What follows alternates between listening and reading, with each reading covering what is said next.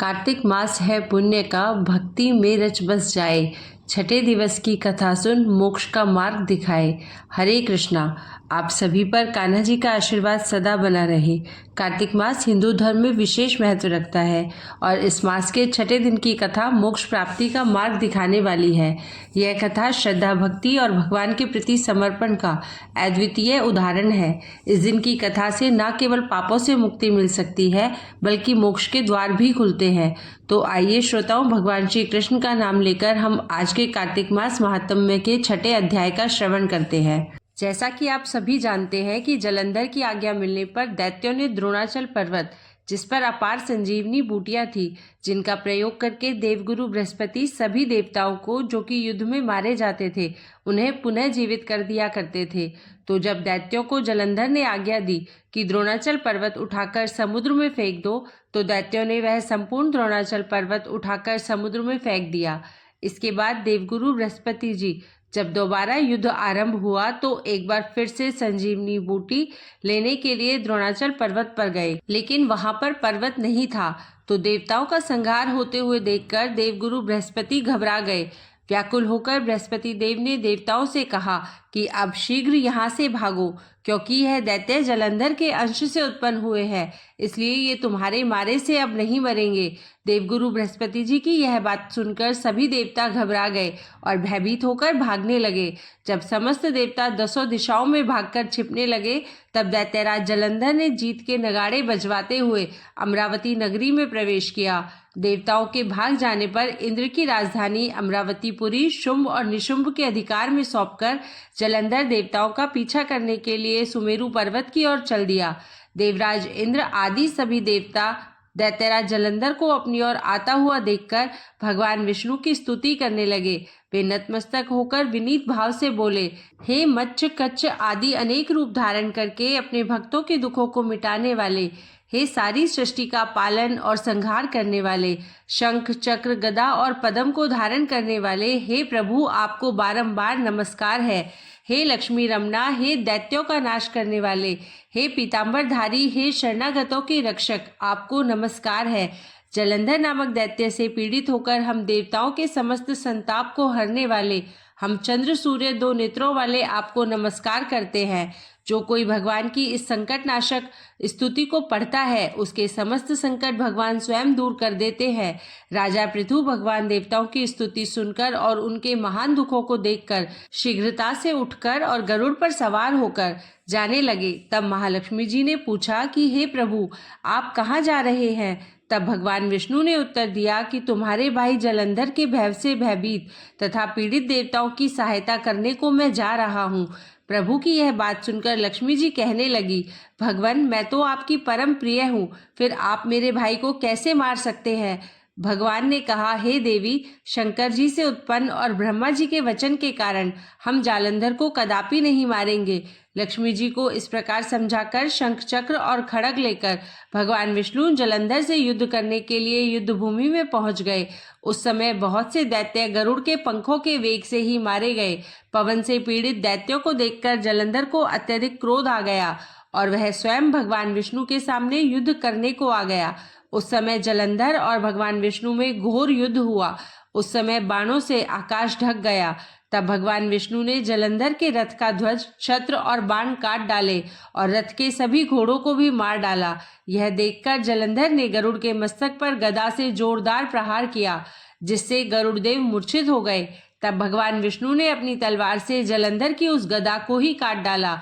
इसके बाद तो जलंधर और भगवान विष्णु में कई वर्षों तक मल्ल युद्ध होता रहा। जलंधर और भगवान विष्णु के इस घनघोर युद्ध को देखकर सारा ब्रह्मांड भयभीत होकर कंपायमान हो गया था। अंत में भगवान विष्णु ने कहा, हे दैत्यराज, तुम्हारा और हमारा युद्ध ठीक नहीं, क्योंकि तुम लक्ष्मी जी के भाई हो।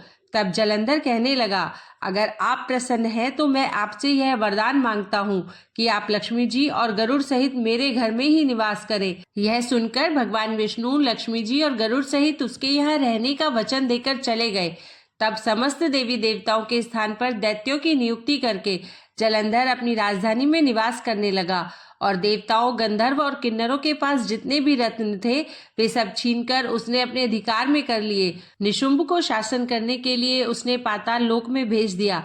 वहां पहुंचकर निशुंभ ने शेष आदि नागों को अपने वश में कर लिया। इस प्रकार जलंधर देव यक्ष, किन्नर, गंधर्व और मनुष्य सबको अपनी प्रजा बनाकर पुत्र के समान और धर्म की नीति से उनका पालन करते हुए त्रिलोकी पर शासन करने लगा। यह कथा सुनाकर देवर्षि नारद ने कहा, हे राजा पृथु, एक समय भगवान का दर्शन करने और जलंधर का वैभव देखने के लिए हम भी उसकी राजधानी में गए थे। जलंधर की राजधानी की यात्रा का वर्णन करते हुए देवर्षि नारद ने कहा, नारायण नारायण। हे राजा पृथु, जलंधर ने वहां पहुंचने पर तो हमारा बहुत आदर सत्कार किया। वह भक्तिभाव और श्रद्धा से हमारा पूजन करके विनती करने लगा, कहने लगा, महाराज कहिए आपका आगमन किस अभिप्राय से हुआ है और मेरे लिए क्या आज्ञा है। तब हमने उससे कहा कि दैत्यराज, मैं कैलाश पर्वत पर गया था। वहां शिवजी और पार्वती जी का वैभव देखकर मैं तो चकित रह गया। अब तीनों लोकों का भ्रमण करते हुए मैंने यहाँ आकर आपकी समृद्धि देखी है। आपकी और शिवजी की समृद्धि और वैभव में किसी प्रकार का कोई अंतर मुझे नजर नहीं आता, परंतु तुम्हारा वैभव स्त्री रहित है। कामदेव के शत्रु शरीर पर भस्म लेपन करने वाले वैरागी शिवजी के पास स्त्री रत्न के रूप में देवी पार्वती जी है। यद्यपि तुम्हारे पास भी अनेक सुंदर स्त्रियां हैं, परंतु उनमें एक भी ऐसी नहीं जिसकी तुलना पार्वती जी से की जा सके। इसलिए तुम्हारा सुंदर स्त्री से रहित यह अधूरा वैभव देखकर यही निश्चित हुआ कि शिवजी के समान सारे ब्रह्मांड में किसी का वैभव नहीं है। उनके पास पार्वती के रूप में ऐसी अनुपम स्त्री है जिसको देखकर ब्रह्मा जी ने अनेक अप्सराओं की रचना की, परंतु एक भी पार्वती जी के समान नहीं बन सकी। नारद जी ने आगे राजा पृथु से कहा, हे राजन, मैं तो केवल इतनी बात कहकर वहां से चला आया, परंतु पार्वती जी की अपूर्व सुंदरता की बात सुनकर जलंधर कामदेव के ज्वर से पीड़ित हो गया। दरअसल भगवान की इच्छा से ही देवर्षि नारद जलंधर के पास यह सब कुछ कहने के लिए गए थे। देवर्षि की बात सुनकर उसने उसी समय राहु को बुलाकर कहा कि तुम अभी कैलाश पर्वत पर जाकर शिव को हमारी आज्ञा सुनाओ। तुम शिव से कहना कि त्रिलोकी के राजा अति पराक्रमी जलंधर ने आज्ञा दी है कि 3 लोक के नाथ और सभी रत्नों के स्वामी जलंधर के होते हुए तुम शमशानवासी और नरमुंडों की माला धारण करने वाले जटाजूटधारी अवधूत के पास पार्वती जैसी परम सुंदर स्त्री शोभा नहीं देती। तीनों लोकों का स्वामी होने के कारण सभी रत्नों पर मेरा अधिकार है। क्योंकि पार्वती स्त्री रूप में रत्न है, अतः वह मेरे पास ही शोभित हो सकती है। दैत्यराज जलंधर की आज्ञा पाकर राहु उसी समय चंद्रमा के समान उज्जवल कैलाश पर्वत पर जा पहुंचा और अपनी भयानक दृष्टि से संपूर्ण कैलाश पर्वत को काला कर दिया। तब भगवान शिव के द्वारपाल नंदी द्वारा शिवजी के सम्मुख उपस्थित किए जाने पर राहु ने दैत्यराज जलंधर की उपरोक्त आज्ञा सुना दी। राहु की यह बात सुनते ही भगवान शिव की दोनों भ्रकुटियां कमान के समान गुस्से से तन गई। तब उनकी भौं से एक अति भयंकर पुरुष उत्पन्न हुआ जो सिंह के समान मुंह वाला था। उसके लाल लाल अग्नि के समान विकराल नेत्र थे और उसके सारे शरीर पर बड़े बड़े बाल खड़े हुए थे। उत्पन्न होते ही वह भयंकर मनुष्य विकराल मुख फैलाकर राहु को खा जाने के लिए आगे बढ़ा। अब तो राहु भयभीत होकर कहने लगा, हे देवों के देव महादेव, एक तो मैं ब्राह्मण हूँ, दूसरे दूत के रूप में यहाँ पर उपस्थित हुआ हूँ, इसलिए अब आप कृपा करके मुझे तो मत मारिए। राहु की यह बात सुनते ही भगवान शंकर ने उसे आकाश में फेंक दिया। तब वह भयंकर पुरुष शिवजी के पास आया और अत्यंत विनम्र भाव से भगवान शिव से कहने लगा कि हे महादेव, मैं बहुत भूखा हूँ, कृपया मुझे खाने को दीजिए। तब शिवजी ने कहा, तुम अपने हाथ पैरों को खा जाओ। शिवजी की आज्ञा पाते ही वह विशालकाय मनुष्य अपने हाथ और पैरों सहित अपने सारे धड़ को खा गया। जब केवल मुंह ही शेष बचा तब भगवान शंकर ने प्रसन्न होकर उससे कहा कि तुमने मेरी आज्ञा का पालन किया है, इसलिए आज से तुम संसार में कीर्ति मुख के नाम से जाने जाओगे और आज से मैं तुम्हें अपना द्वारपाल नियुक्त करता हूँ। पहले पूजा तुम्हारी होगी, उसके बाद में हमारी होगी। तुम्हारी पूजा के बिना हमारी पूजा निष्फल ही रहेगी। उधर शिवजी के द्वारा आकाश में फेंका गया राहु बर्बर देश में जाकर गिर गया। राहु की ऐसी दशा सुनकर जलंधर अत्यंत क्रोधित हुआ और शिवजी से लड़ने के लिए दैत्यों की 1 करोड़ सेना लेकर अपने पुर से बाहर निकला।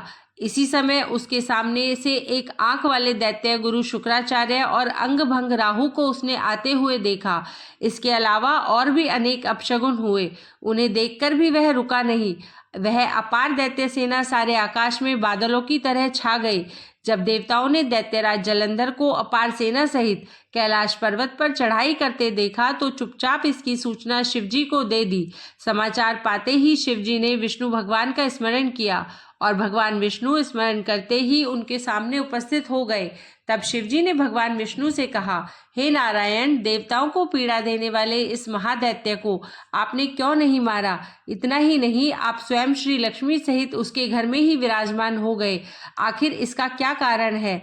तब भगवान विष्णु ने उत्तर दिया, हे महादेव, यह महादैत्य आपके अंश से उत्पन्न हुआ है और लक्ष्मी जी का भाई है। इस कारण हमने इसको नहीं मारा। अस्तु, यह महादैत्य आपके ही हाथ से मारा जाएगा। भगवान विष्णु की यह बात सुनकर शिवजी कहने लगे, यह तेजस्वी दैत्य तो हमसे भी ऐसे नहीं मारा जा सकेगा, इसलिए इसको मारने के लिए आप अपना तेज देने की कृपा कीजिए। शिवजी के ऐसे वचन सुनकर श्री हरि विष्णु भगवान सहित समस्त देवताओं ने अपना अपना तेज शिवजी को दे दिया। शिवजी उस तेज को इकट्ठा करके ज्वालामाली, सुदर्शन चक्र और एक वज्र बनाकर जलंधर से युद्ध करने के लिए तत्पर हुए। शिवजी के भूतगणों की सेना में समस्त देवतागण भी सम्मिलित हो गए। उधर जलंधर अपनी सेना सहित कैलाश के पास पहुंच गया और इधर कीर्तिमुख और नंदी आदि समस्त गण और देवताओं की सेना भी युद्ध के मैदान में आ डटी। देवताओं और जलंधर की सेना में ऐसा घोर संग्राम हुआ कि समस्त भूमंडल कंपायमान हो गया। युद्ध के मैदान में जितने दैत्य मरते, दैत्य गुरु शुक्राचार्य उन्हें अपनी संजीवनी विद्या से जीवित कर देते। यह दृश्य देखकर भूत आदि गणों ने शिवजी के समीप जाकर उनसे संपूर्ण वृतांत कह सुनाया। तब शिवजी ने कंदरा के समान मुख वाले महाभयंकर लाल जंघा नामक एक कन्या अपने मुख से उत्पन्न की और वह कन्या हुंकार मारकर दैत्यों को अपने मुख में डालते हुए श्री शुक्राचार्य जी को उठाकर आलोप हो गई। तब शिवगण निर्भय होकर दैत्य सेना को बुरी तरह मारने लगे। गणों की इस मार से व्याकुल होकर दैत्य सेना भाग खड़ी हुई। दैत्य सेना को इस प्रकार भागते देखकर जलंधर के सेनापति शुंभ, निशुंभ और कालनेमी ने आगे बढ़कर देवसेना पर प्रत्याक्रमण कर दिया। जब देवसेना दैत्यों की मार से विचलित हो उठी, तब गणेश जी और शुंभ के बीच घनघोर संग्राम हुआ। दैत्यों को पराजित होते देख जलंधर स्वयं युद्ध क्षेत्र में आया। उसे देखकर वीरभद्र ने जलंधर पर अनेक प्रहार कर दिए। कीर्तिमुख का ही एक नाम वीरभद्र भी है। तब जलंधर ने क्रोधित होकर अपना परिघ उस पर दे मारा और उसके रथ की ध्वजा काट दी। फिर उसने देवसेना पर भयंकर बाण वर्षा करके उसमें भगदड़ मचा दी। अपनी सेना की यह दशा देखकर स्वयं भगवान शिव नंदी पर सवार होकर युद्ध के मैदान में आए और उन्होंने तब तीव्र बाणों की वर्षा आरंभ कर दी। शिवजी के प्रहार से दैत्य सेना इस प्रकार भागने लगी जैसे कार्तिक मास के व्रत से पाप समूह भाग जाते हैं। उसी समय शिवजी ने अपने बाणों से खड़ग रोमा का सिर काटकर पृथ्वी पर गिरा दिया। इसके पश्चात जैसे ही जलंधर आगे बढ़ा, शिवजी ने उसके रथ के घोड़ों और सारथी को मार गिराया। तब जलंधर खड़ग हाथ में लेकर पैदल ही शिवजी की ओर दौड़ा। शिवजी ने उसी क्षण आगे बढ़कर एक मुक्का उसकी छाती में मारा, जिससे जलंधर अचेत हो गया। अब जब जलंधर ने देखा कि शिवजी तो अजय है, तो उसने गंधर्व माया रच डाली। गंधर्व और अप्सराएं युद्ध क्षेत्र में नृत्य और गायन करने लगी। शिवजी भी इस माया में फंसकर नाचने और गाने लगे। शिवजी को इस माया में फंसा हुआ देखकर जलंधर महादेव जी का रूप धारण करके देवी पार्वती के पास गया और उनका सुंदर रूप देखकर कामांत हो गया। पार्वती जी शिवजी को आया देखकर खड़ी हो गई, परंतु तुरंत ही इस राक्षसी माया को पहचान कर वहां से अंतर्ध्यान हो गई। तब निराश जलंधर पुनः युद्ध क्षेत्र में आ गया। उधर जलंधर के चले जाने पर पार्वती जी ने जैसे ही भगवान विष्णु का स्मरण किया, वे तत्काल उपस्थित हो गए और उन्होंने जलंधर के शीघ्र मारे जाने का आश्वासन दिया। भगवान विष्णु अब विचार करने लगे कि जलंधर ने तो स्वयं ही अपनी मृत्यु का रास्ता बता दिया है। यह दुष्ट वृंदा के पतिव्रत धर्म के कारण मर ही नहीं रहा, इसलिए देवताओं और अपने भक्तों की रक्षा करने के लिए हमको ही वृंदा को धर्म से डिगाने का यह घोर पाप कर्म करना पड़ेगा, क्योंकि ऐसा किए बिना तो यह दुष्ट नहीं मरेगा। इतनी ही देर में शिवजी भी राक्षसी माया से मुक्त हो गए और जलंधर को आया देखकर उस पर बाण वर्षा करने लगे। इसके बाद जो कुछ भी हुआ उसका वृतांत आप आने वाले अध्याय में सुनिएगा। और अब आप सुनिए कृष्ण की लीलाओं की एक अद्भुत कहानी। हरिदास नाम का एक किसान किसी गांव में रहा करता था और वह भगवान कृष्ण की बहुत पूजा करता था। उनका बहुत बड़ा भक्त था वह। लगभग हर महीने ही वह वृंदावन जाता और वहां भगवान को पेड़ों का भोग लगाता। वृंदावन में भगवान श्री कृष्ण को पेड़ों का भोग जरूर लगाया जाता है, क्योंकि यह भगवान कृष्ण के प्रिय भोगों में से एक है। वह किसान भगवान को भोग लगाने के बाद बचे हुए पेड़े प्रसाद रूप में घर लाता और आसपास के लोगों में बांट दिया करता था। लगभग कई सालों से यही क्रम चल रहा था। एक दिन वह किसान वृंदावन में बांके बिहारी जी के दर्शन करने जा रहा था। तभी रास्ते में उसने एक हलवाई की दुकान देखी, जिस पर एक खास तरह की मिठाई बन रही थी। उसे देखकर हरिदास को कुछ समझ में नहीं आया, तो वह हलवाई से पूछने लगा, अरे भैया, आप यह कौन सी मिठाई बना रहे हो? हलवाई बोला, भैया, इसे खुरचन कहते हैं। खुरचन, और यह यहाँ की सबसे मशहूर मिठाई है और नंदलाला को बहुत पसंद है। जरा खाकर तो देखो। तो हरिदास बोला, नहीं, मैं पहले अपने कान्हा जी को भोग लगाऊंगा, इसके बाद ही स्वयं खाऊंगा। एक काम करो, तुम पेड़ों की जगह आज मुझे यही मिठाई दे दो। हलवाई से खुरचन लेकर वह किसान मंदिर पहुंच गया, बांके बिहारी जी की पूजा की और भोग लगाकर वापस गांव आ गया। उसके बाद तो वह हर महीने कान्हा जी को खुरचन का भोग लगाने लगा। इसी बीच मौसम बदला और गर्मियां शुरू हो गई। फिर एक बार वह वृंदावन जाने लगा तो रास्ते में उसी हलवाई की दुकान पर पहुंच गया, लेकिन इस बार उसे दुकान पर कहीं भी वह खुरचन नजर नहीं आई जिसका भोग वह कान्हा जी को लगा रहा था। हरिदास ने हलवाई से पूछा, भैया, आज खुरचन नजर नहीं आ रही, क्या बात है? हलवाई बोला, भैया, गर्मियों में दूध की कमी हो जाती है और खुरचन बनाने में बहुत सारा दूध लगता है, इसलिए गर्मियों में खुरचन नहीं मिलती। और यही नहीं, बल्कि आपको पूरे वृंदावन में कहीं भी खुरचन नहीं मिलेगी। आज खुरचन की जगह तुम पेड़े ले जाओ। वह किसान कहने लगा, अरे भैया, मैं तो कान्हा जी को खुरचन का ही भोग लगाना चाहता हूँ। आप एक काम करो, मेरे लिए थोड़ी सी खुरचन बना दो। सुनकर हलवाई बोला, अरे खुरचन नहीं बन सकती, उसे बनाने में पूरा दिन लग जाता है। ना तो हमारे पास इतने छोटे बर्तन है जिसमें थोड़ी सी खुरचन बनाए। आप मेरी बात मानो, कान्हा जी को पेड़ों का भोग लगा दो। किसान ने सोचा, लगता है इस बार कान्हा जी को खुरचन का भोग नहीं मिलेगा, चलो पेड़े का ही भोग लगा देता हूँ।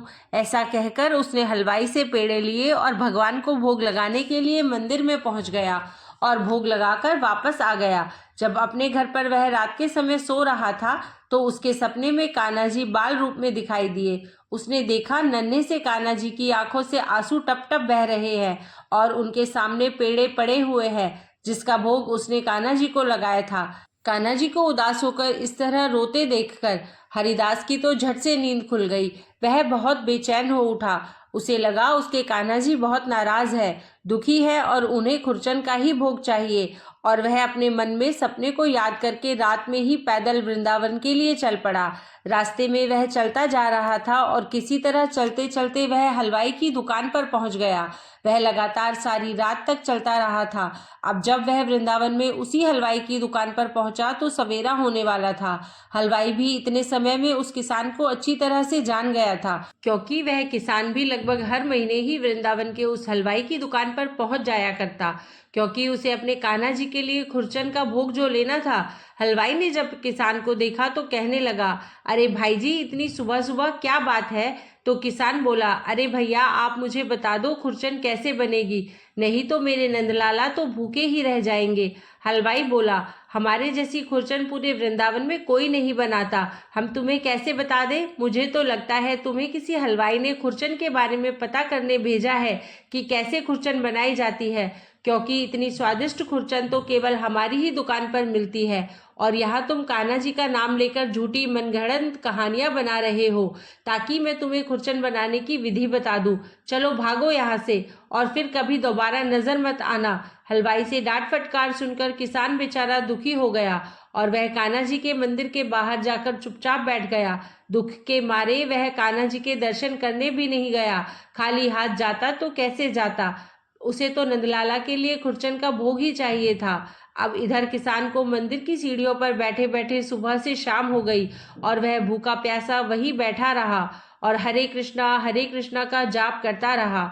शाम के समय किसी तरह वही हलवाई जिसने किसान को डांटकर भगाया था हरिदास को यानी उस किसान को ढूंढते हुए आया और कहने लगा, भाई जी मैं बहुत देर से आपको ढूंढ रहा हूँ। आपको मैंने दुकान से भगा दिया और उसके बाद से ही मेरी दुकान पर तो एक भी ग्राहक नहीं आया। शाम तक सारी मिठाइयाँ ऐसे ही रखी रही और सारी बासी हो गई। आज से पहले तो कभी ऐसा नहीं हुआ। नंदलाला तुम्हारे द्वारा स्वयं मेरी मिठाई का भोग लेना चाह रहे थे और मैंने घमंड में आकर क्या किया, तुम्हें अपनी दुकान से डांट कर भगा दिया। अब चलो मेरे साथ चलो, मैं तुम्हें खुरचन बनाकर दूंगा। किसान कहने लगा, मुझे क्षमा करो भाई, मेरे कारण तुम्हें कष्ट हुआ। अपनी दुकान छोड़कर तुम्हें मुझे यहाँ ढूंढते हुए आना पड़ा। हलवाई बोला, आप पहले मेरे साथ चलो, मैंने बहुत सारा दूध मंगाया है। अब दुकान में हर दिन खुरचन बनेगी और फिर चाहे तुम कितनी भी खुरचन लेकर चले जाना, मैं तुम्हें कान्हा जी को भोग लगाने के लिए खुरचन जरूर दूंगा। अब हलवाई उस किसान को अपने साथ दुकान पर लिवा कर लाया और उसके सामने ही खुरचन बनाने लगा। पूरी रात खुरचन बनाने में लग गई और सुबह होते ही मंदिर के कपाट खुलते ही किसान ने भगवान को खुरचन का भोग लगाया और उस हलवाई ने सारी खुरचन प्रसाद के रूप में बांट दी। अब किसान के मन की जो बेचैनी थी, जो उदासी थी, वह भी दूर हो गई, क्योंकि उसके नंदलाला ने उसके हाथ से खुरचन का भोग जो ग्रहण कर लिया था। प्रेम से बोलिए बाके बिहारी जी की जय।